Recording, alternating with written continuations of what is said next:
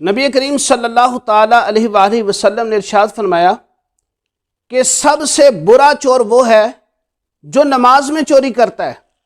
صحابہ کرام علیہم رضوان نے عرض کی، یا رسول اللہ صلی اللہ علیہ وسلم، کوئی نماز میں کیسے چوری کر سکتا ہے؟ نبی پاک علیہ الصلوۃ والسلام نے ارشاد فرمایا کہ نماز میں چوری کرنا یہ ہے کہ وہ نماز کے رکوع اور سجود کو مکمل ادا نہ کرے۔ اب اس حدیث پاک سے اندازہ لگائیے کہ وہ نمازی حضرات جو نماز تو پڑھتے ہیں لیکن جب رکوع میں جاتے ہیں یا سجدے میں جاتے ہیں تو مکمل صحیح معنوں میں سجدے میں جا کر جو اطمینان کے ساتھ سجدہ کرنا، اطمینان کے ساتھ رکوع کرنا وہ نہیں کرتے، بلکہ سجدے میں گئے فوراً اٹھ گئے، اور اسی طرح رکوع میں گئے فوراً اٹھ گئے، اور رکوع کی تسبیح بھی صحیح طرح نہ پڑھی، سجدے کی تسبیح بھی صحیح طرح نہ پڑھی، تو اسے کہتے ہیں نماز کا چور۔ اسی طرح ایک حدیث پاک میں آتا ہے، نبی پاک علیہ الصلوۃ والسلام نے ارشاد فرمایا کہ اللہ تعالیٰ اس بندے کی نماز کی طرف نظر رحمت نہیں فرماتا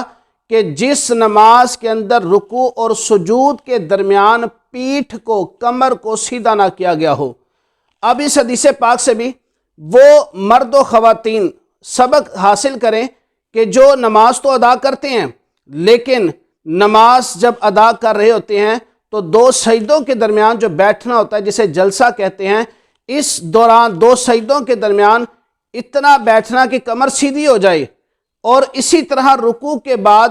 کھڑے ہونا کہ کمر سیدھی ہو جائے۔ اگر کسی کو عذر شرعی نہ ہو تو یہ کمر کا سیدھا کرنا، کمر کا سیدھا نماز میں ہونا یہ واجب ہے، اور اگر کوئی ایسا نہیں کرتا تو اس کا واجب ترک ہوتا ہے، نماز واجب الاعادہ ہوتی ہے۔ تو لہٰذا ہمیں چاہیے کہ ہم نماز تو پڑھتے ہیں، اپنے رکوع سجود کو درست کریں اور دو سجدوں کے درمیان اطمینان کے ساتھ بیٹھیں، پھر دوسرا سجدہ کریں، اسی طرح رکوع کے بعد سیدھا کھڑے ہوں اطمینان کے ساتھ، پھر ہم سجدے میں جائیں۔ اس طرح ہماری نماز صحیح ہوگی۔ اللہ تعالی ہمیں خشوع اور خضوع کے ساتھ صحیح معنوں میں نماز ادا کرنے کی توفیق عطا فرمائے۔ آمین بجاہ نبی الامین صلی اللہ علیہ وسلم۔